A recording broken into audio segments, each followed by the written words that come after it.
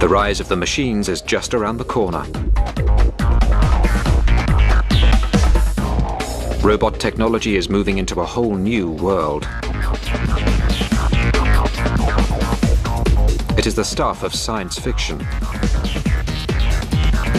But should we fear the robot of the future? Or welcome innovation designed to make life easier for us all?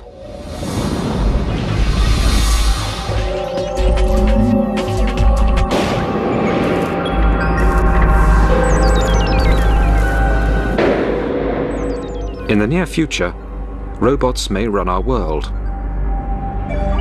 They could manage our cities, our money, even the details of our private lives. They don't have minds of their own, but could they? If they did, what would happen to us? We've seen it at the cinema. Man wiped out by creatures of his creation. For example, in the movie 2001, we had this beautiful spaceship with the state-of-the-art computer technology, and HAL was to carry out all commands given by humans. However, you know how humans are. We're messy. We give sloppy commands, and commands were given to the computer that logically could not be carried out. And so the robot said, well, if the humans give me orders which cannot be carried out, the only logical way to carry out these ridiculous commands is to eliminate the humans. And that's precisely what the robot did. That's the problem with robots. No common sense. Man's innate ability to think, decide, and act has not always served the human race well. But wouldn't a world run by robots be worse? Much worse. If there's an earthquake, all of a sudden we have a shutting down of the water supplies. And the robot will say, well, we must take care of all the fires that are breaking out. It'll divert all the water to taking care of the fires. And at that point, there's going to be a massive dislocation in the water supply inside a city. And the robot will simply not know which catastrophe is more important than another catastrophe. But such scare stories aren't slowing down robot research. In Japan, scientists are competing to recreate the human race in metal, plastic, and silicon.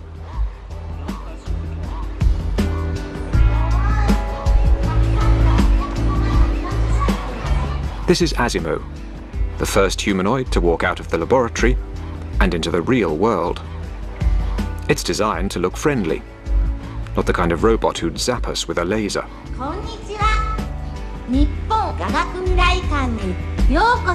Every step Asimo takes has to be pre-planned, and its batteries only last for an hour. But it's taken nearly 20 years to get this machine up and walking. Masato Hirose was the project's chief engineer. It's our dream to come up with a robot that could be useful in people's everyday lives.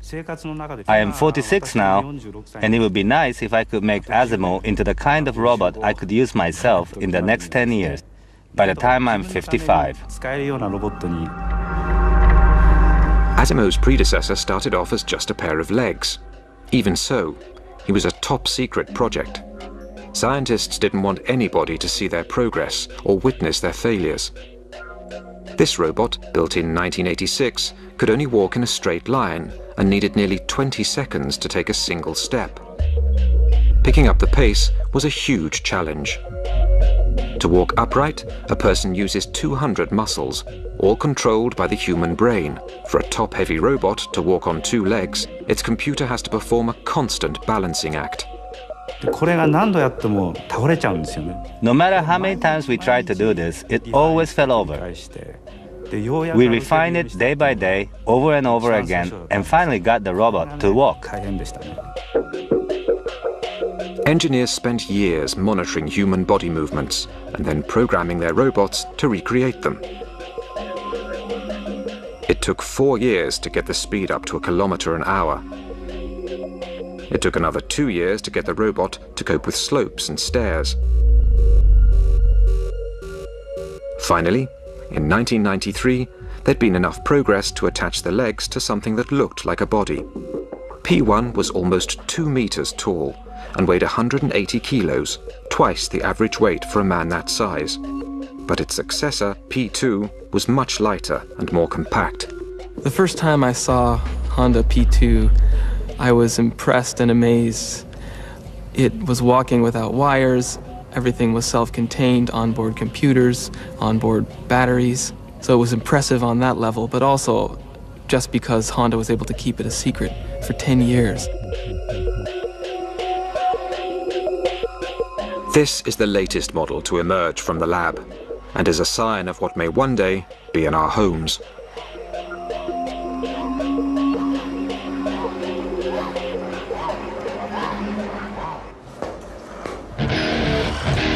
The quest to build the first artificial human is highly competitive. H7 is the result of a multi-million-dollar research project funded by the Japanese government. The objective? The creation of humanoid robots capable of performing complicated tasks, like playing football. Keeping your eye on the ball and kicking it with your feet may be child's play for humans, but it's a major advance for machines.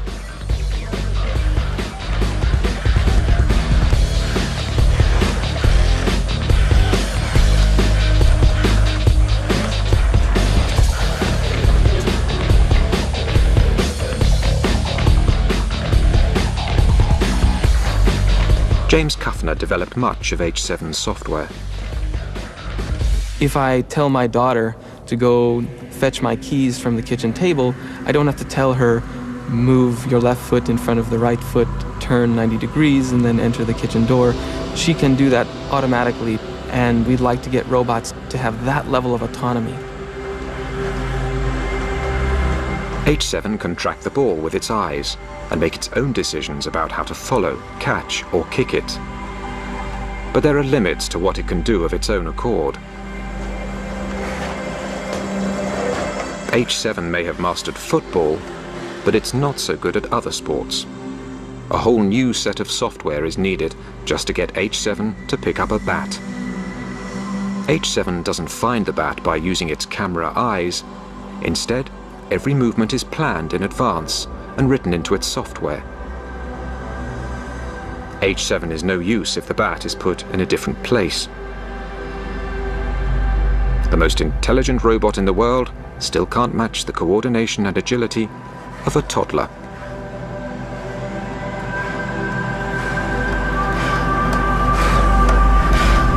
The software that I wrote for H7 took over 5 years to develop and over 100,000 lines of code.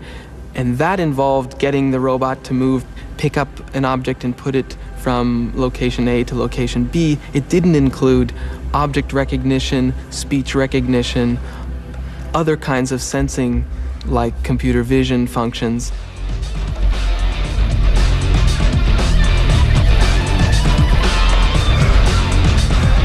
Robotics research has a history of constantly reinventing the wheel. Every time a new machine was developed, they had to write again from scratch the software to control it. So I really believe that we're not going to be able to make progress in robotics without some way to build upon the lessons learned. Despite the challenges, scientists are pushing forward the development of humanoids, believing there will soon be a need for them in the home and the workplace.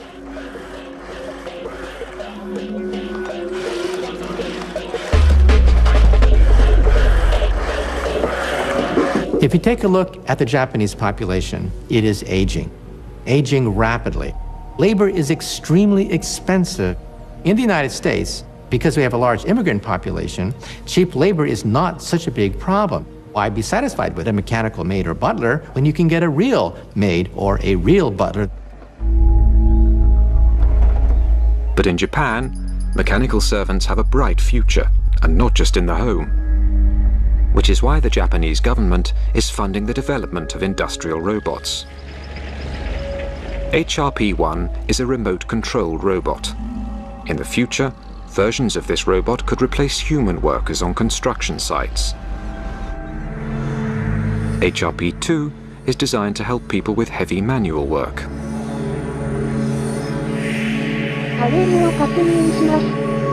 It's remotely controlled by instructions given through a headset.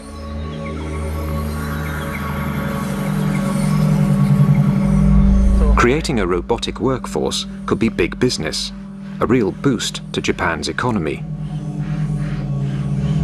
But But there are still a few snags to overcome.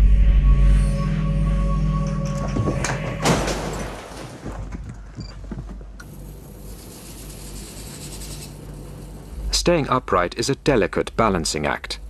Humans who have 10 billion neurons in their brain have spent over 2 million years learning how to do it.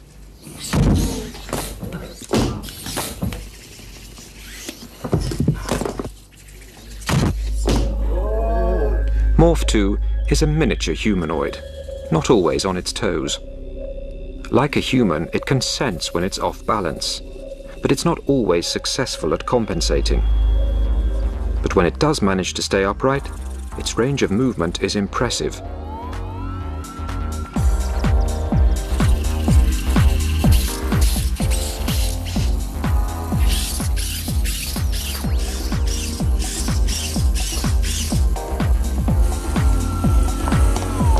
A whole new meaning to agility tests. This is Morph 3. Its incredible flexibility is made possible by 26 joints, all coordinated by 133 sensors and gyroscopes, which detect changes in pressure and position. But they can't process all that information as quickly as humans, which is one reason they fall over so often.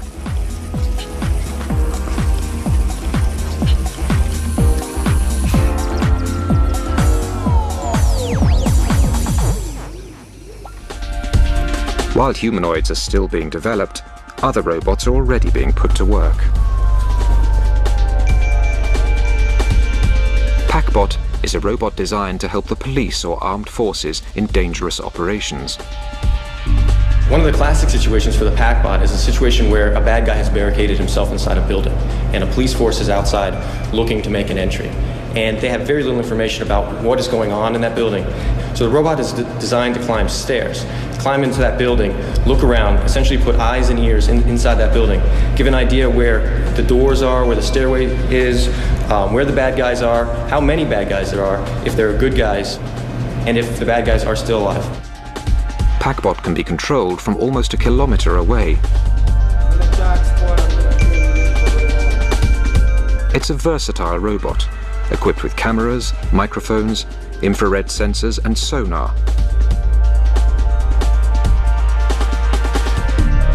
The satellite navigation system tells its operator where it is, as well as the roll and pitch of the terrain.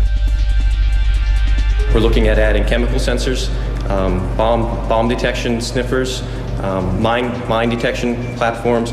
Basically any kind of sensor that you can come up with, we can incorporate on the back of the robot. PackBot is housed in an impact-resistant aluminium shell that can survive a 3-meter drop onto concrete at extreme temperatures. It can move at speeds of almost 20 kilometers an hour and through 3 meters of water. If it lands upside down, its flippers turn it over. One reason it's so tough, it has no wires that might break or become disconnected. I'm at the landing, clear at this point. Stairway clear? Clear. 1, 2, 3.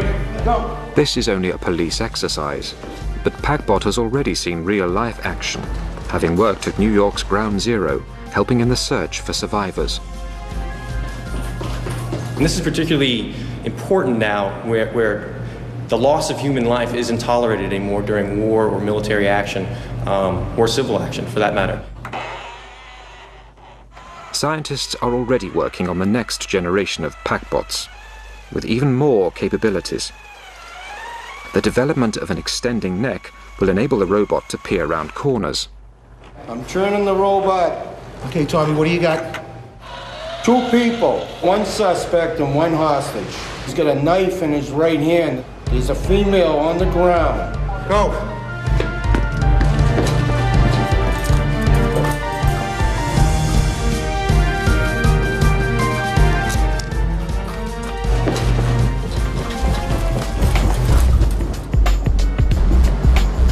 At the moment, PackBot works alone. But there are situations when it will be an advantage to have a whole team.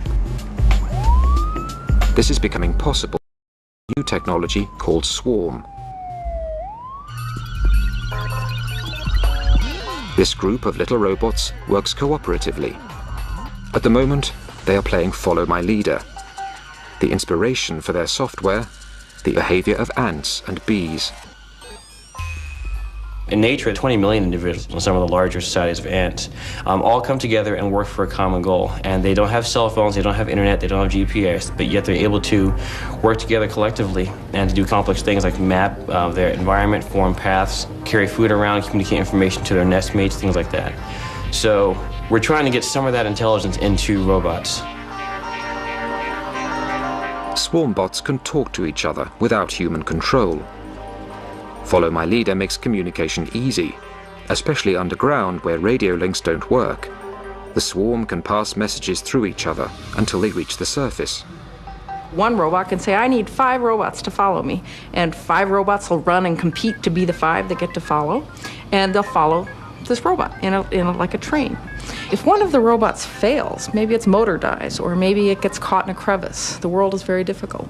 It doesn't matter, because another robot can just jump in and take its place. Teamwork means the swarm can spread out at speed, covering a wide area quickly. The robots can create an up-to-the-minute moving map of the disaster area. So, for example, you could put a lot of swarm members into a burning building, and they could spread out. And they could all have sensors that say where the hot spots are, where the smoke density is, where people might be found. So you've got this map that's growing very quickly. One robot wandering around could never do that. Ultimately, the goal is to construct thousands of swarm robots, clever enough to take on intricate tasks in difficult environments, such as searching for landmines, rummaging through rubble in the aftermath of an earthquake, or even exploring forbidden planets like Mars.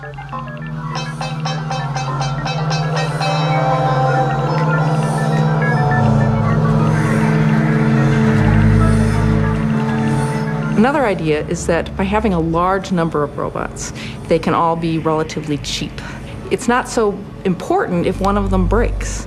So now, if you wanted to have a mission on Mars, for example, imagine dropping 1,000 robots. It doesn't matter if 80% of them fail when they're dropped. There's still 20% down there that are running around collecting information. Whereas if you just had one very expensive robot and it broke, the mission has failed. And with these uncomplaining automatons doing the dirty work, there's no risk to human life. Robots can withstand the stresses, the strain, the radiation, the deprivation that exists in outer space. They don't complain, they don't require life support, and they don't have to come back. But space research will have job opportunities for bigger robots too. Robonaut is a remote control robot developed by NASA to work outside a space station where there's danger from space debris and cosmic rays. Safe inside the space station, the astronaut wears a special visor and glove. When he turns his head, the robot's head turns too, and sends back video images of what it can see. When the astronaut moves his hand, the robot mimics the action. One advantage of humanoid robots is that they can work with tools and equipment designed for people to use. But if you don't live in a space station, you might want something a little bit friendlier around the house.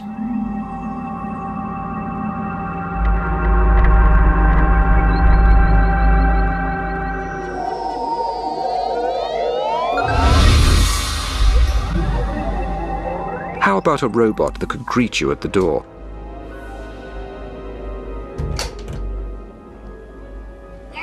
This is Papero, the first domestic robot, coming soon to a high street near you. Hello. 調子はどう?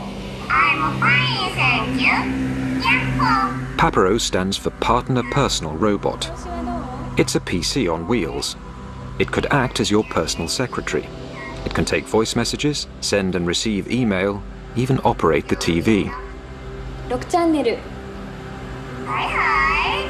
Papero is programmed to respond to human requests. It recognizes 650 voice commands and speaks 3,000 phrases.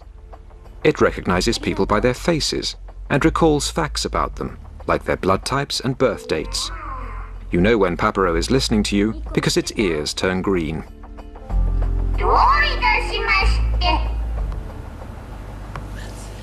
Papero can easily be linked to the internet or telephone. This means that humans can check what's happening at home when they're away.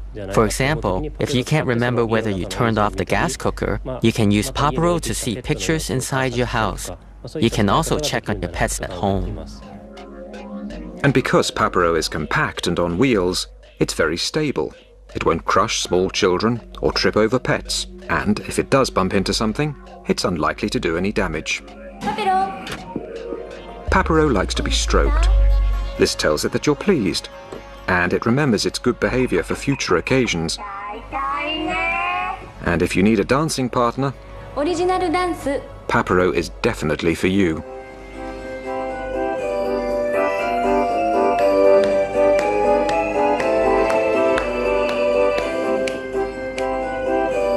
Papero can be as endearing or as irritating as a 2-year-old child.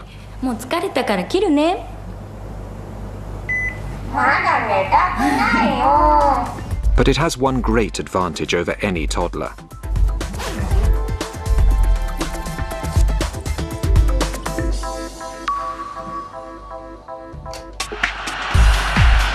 "20 years of research have gone into today's robots.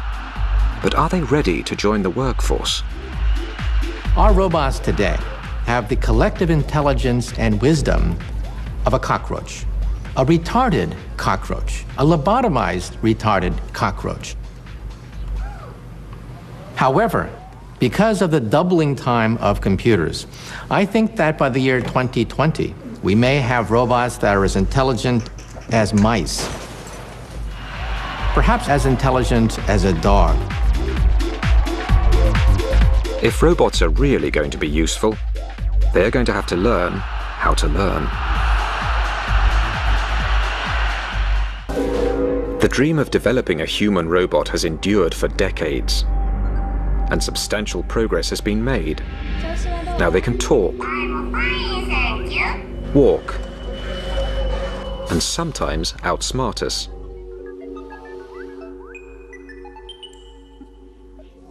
Playing chess against a grandmaster demands intellectual skill. But in 1997, the world's greatest chess player, Garry Kasparov, was beaten by a computer called Deep Blue. So, if they are so clever, why haven't we put them to work yet? The real problem, why we don't have mechanical maids and butlers, is the common sense problem. Things we take for granted are almost impossible to perform by robots. We know that water is wet. We know that strings can pull, strings cannot push. We know that when you die, you don't come back the next day. It would take experts centuries to program a robot to have the common sense of a 2-year-old. So now, robot designers in America are trying a different approach, getting them to learn. Cog is a robot that, like a baby, is learning through experience. Cog has several cameras.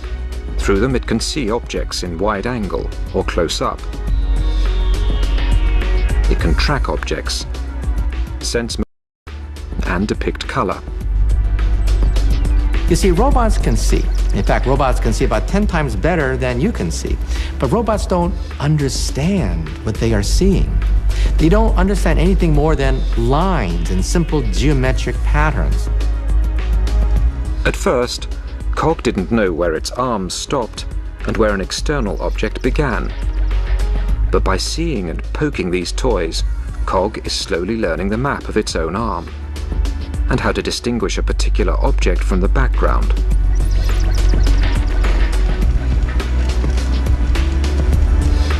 Cog now knows that cars move forwards or backwards, not sideways. So, even when the car is placed in a different direction, Cog hits it from the front or back. If robots can learn from experience, they won't have to be programmed for every task. But this initiative is still labor-intensive. We'd like to be able to take that robot in the future and show it, here's how to do the ironing. You know, you fold it this way, you do that, and that's how to iron. You do it now. We'd like the robot to understand that, be able to map it to its own body and do the task. This is K1. K1 isn't doing the ironing yet, but it does try to copy its programmer's workout.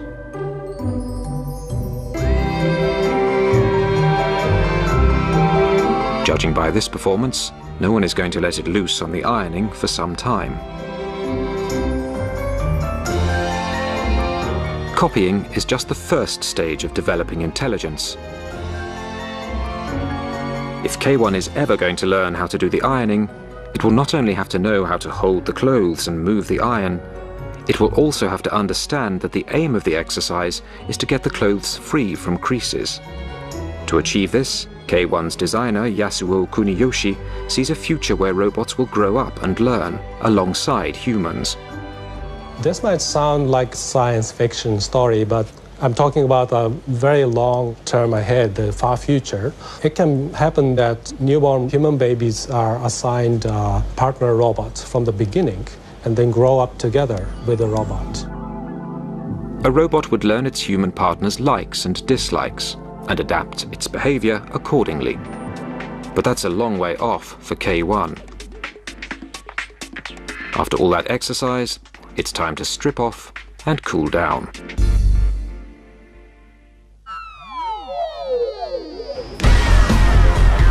Hockey here. Okay, you go, baby. Now you're playing.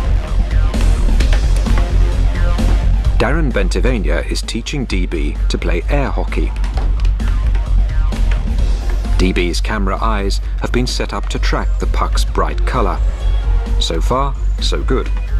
As long as the lighting conditions don't change. Now you know how to play it. All right, getting a little better. But to play the game, DB not only needs to see the puck, but to predict where it will be a few seconds later. That's my score. The puck not always can be seen. Sometimes it goes underneath an arm or it's in a corner.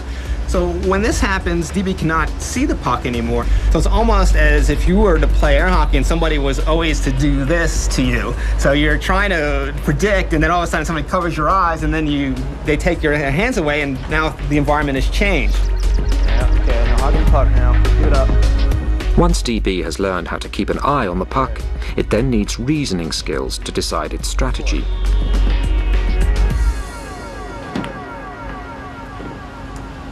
Having chosen its shot, DB needs the motor skills to execute it. And all these seeing, reasoning and action skills need to happen instantly. The puck waits for no man and no thing. Is it worth all this effort just to teach a robot a game? Through verbal communication, you could tell DB or teach DB new skills, as you would teach a person. So, for example, if you wanted to have DB do ironing in your home, you would have DB in the location, and you would tell DB, watch DB, this is how we iron. We take the iron, we move it across the clothes, and we look for the wrinkles, and we make sure we don't burn. And it would know about all these items through these communications, and little by little build up more and more skills. One day you'll be able to play as good as this. Well, I'm hoping you'll be able to play better. But it's very important that, of course, that you teach your robot well and that it learns well, because you can have things as your robot trying to cook your dog or burn your clothes or break your dishes, and of course this is not what we want. If robots could learn and repeat tasks just by watching, they could become invaluable in the workplace.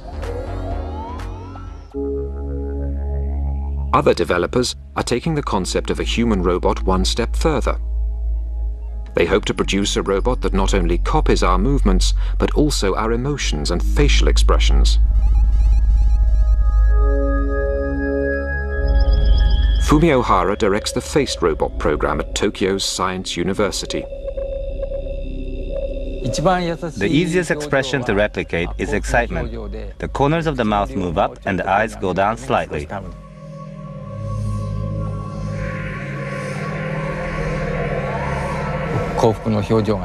But for surprise, the eyes get bigger and the mouth opens, like this.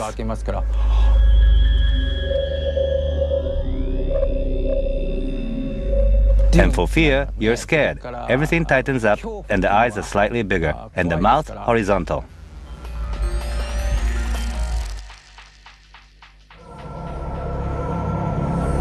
Not exactly a pretty face, but a functioning face, the first of its kind in the world.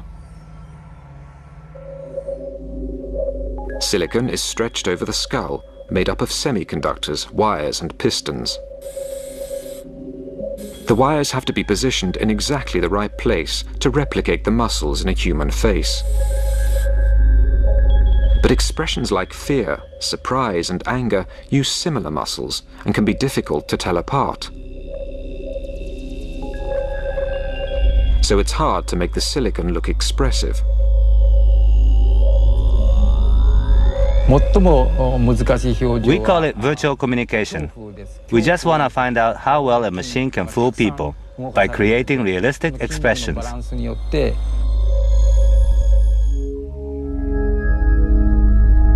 Hara believes that a great deal of communication is through facial expression alone. To communicate effectively with humans, robots will need to express feelings we can understand. With the help of tiny video cameras mounted behind the eyeballs, this robot can already read human faces and copy what it sees. It's programmed to recognize and recreate 6 emotions. But Hara wants to give the face a voice so the robot can not only look angry, but sound angry.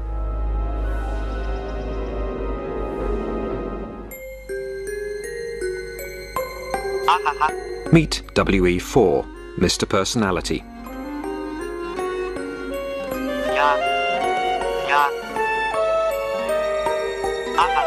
It really seems to enjoy tracking a red ball and doesn't like being ignored. It shows surprise when the scientist opens a bottle of vodka, but it does like the smell. WE4 can make expressions of disgust, fear, anger, surprise, sadness, and happiness.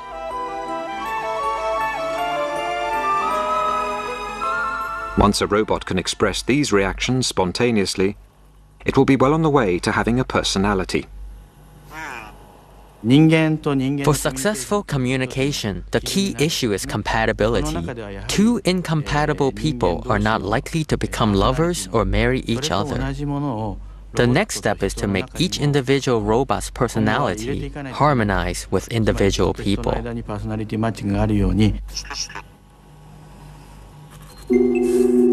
Rodney Brooks is developing a sociable humanoid robot he calls Kismet.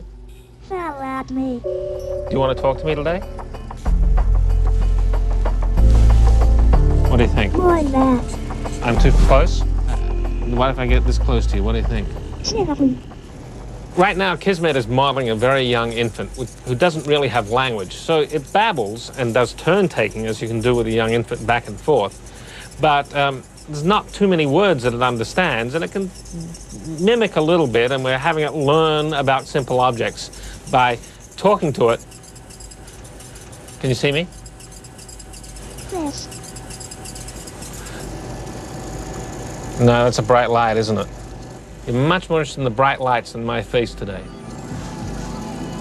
Come over here. Kismet engages with people through an expressive face-to-face interaction. Brooks was inspired by infant social development and psychology. Hero. Kismet has a bunch of different emotions, and it will react differently to the same stimulus depending on what emotional state it's in. Sad.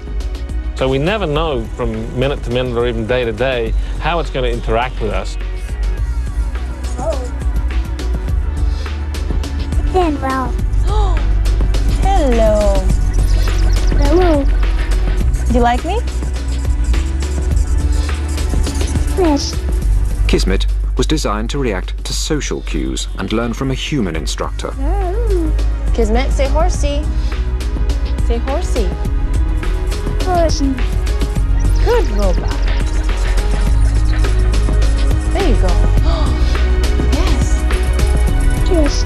Yes, Kismet. 15 computers are involved in making Kismet either bored, lonely, stimulated, tired, talkative, or silent. It's still only a rudimentary personality, but robots are slowly becoming more and more like humans. Very smart robot, Kismet. I think we'll still want plenty of robots that don't have any emotions. My refrigerator works 24 hours a day, 7 days a week, and I don't want to feel sorry for it having to work so hard. But I think there may be some roles for emotions in robots that we want to interact with on an everyday basis, because it's a very intuitive way of us understanding what's going on. Robots are already in the workplace, and they may soon be in our homes. But what about more intimate, life-changing involvement?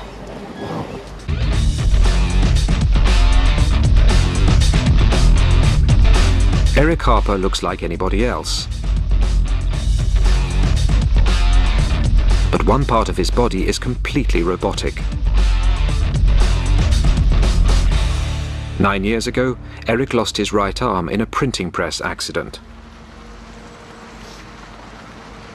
The day I lost my arm, I had been working late. The rest of the shift had gone home, and I jumped up onto the machine and actually fell in and was drawn into the machine, and then it shut down. My arm's stuck in the press, and day shift isn't going to come in till 5:30, so I have 4 hours to wait. Eric was eventually rescued, but most of his right arm had to be amputated. I was right-handed, and having lost my arm, it was like, oh, well, this is going to kill me? No. I'm going to go on. I'm going to do what I want to do. I have a life to live, and it's not going to stop me. The robotics in Eric's new arm are designed to respond naturally to his body movements. The arm consists of microprocessors, circuit boards, motors and gears. It weighs nearly 3 kilos. Electrodes in the socket receive electrical impulses from what's left of Eric's muscles.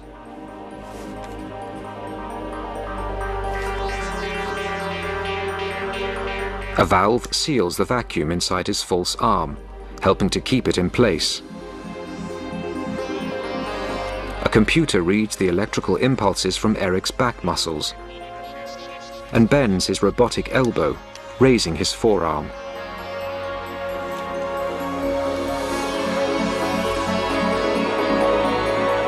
Eric can make his hand close by flexing his biceps and open by flexing his triceps. Like all robots, we have to run on battery power, and I have to pop out the battery on the bottom just like this, and then get a new battery and put it back. Occasionally I'll get caught and I'll just run out of energy.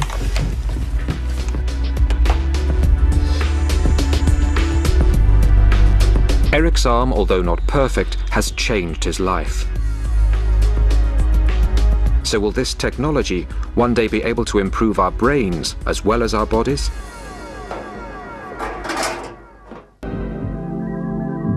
This stroke victim can't move or speak, but an electronic brain implant gives him the ability to operate a computer by the power of thought alone. His thoughts generate electrical activity in the implant, which is picked up by an aerial link to the computer. The signals are then translated into action, and the cursor moves on the screen. The brain is able to communicate with electronic devices really because they speak the same language, which is electricity. A two-way signaling system is being developed so that implants can also receive information from other parts of the body. We want to bring touch into the brain directly using stimulation through arrays of electrodes in the brain. And we think that it will be possible someday for people who are quadriplegic to be able to feel their body again. External brain stimulation is already being put to the test. This is the world's first radio-controlled rat.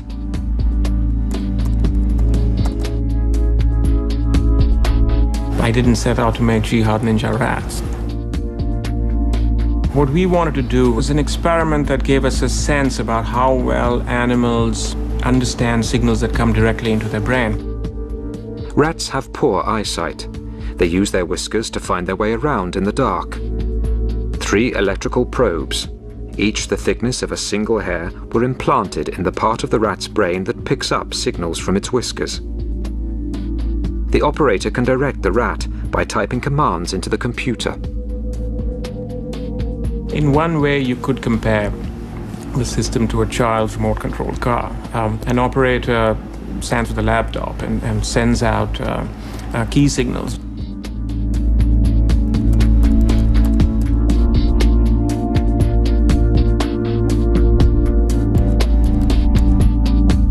When the signals are turned off, the rat becomes confused until the next signal is given.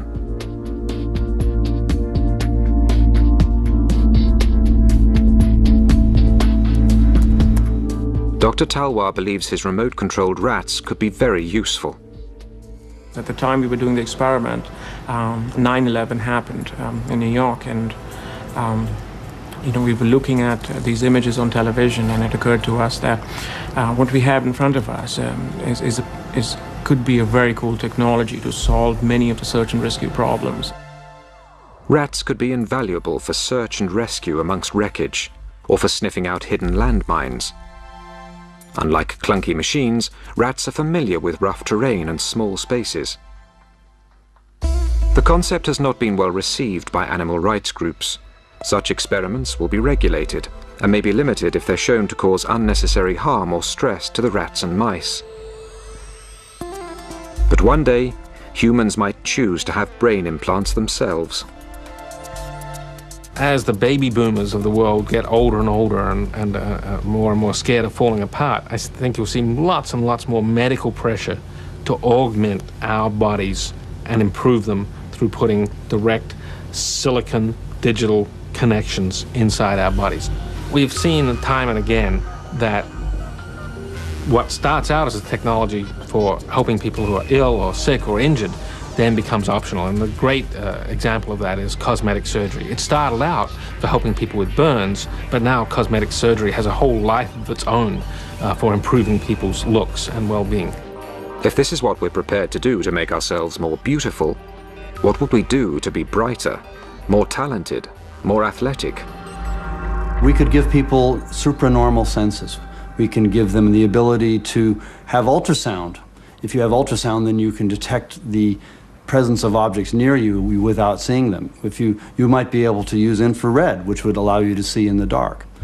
You might have supranormal reflexes. You'd be able to hit a baseball coming at you much faster than you can now.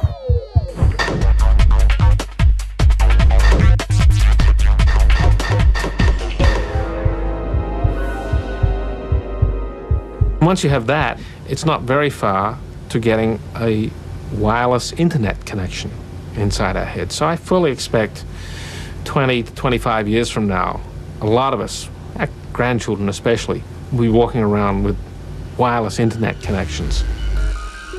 And there will be robotic devices throughout our environment.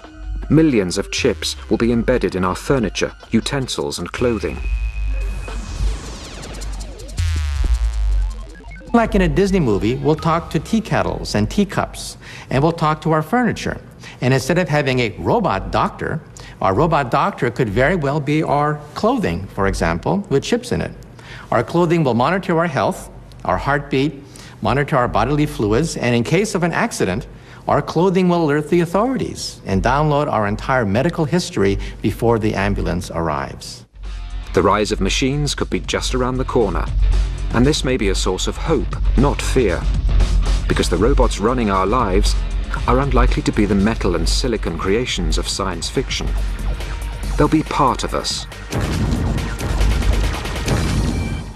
The future of robots is us, and us will be the robots.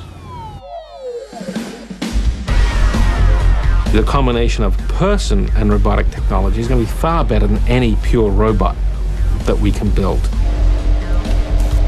Our new robo-beings. A collaboration of man and machine, flesh and technology. Not Homo sapiens, but Robo sapiens. United in structure, brain, heart, and soul.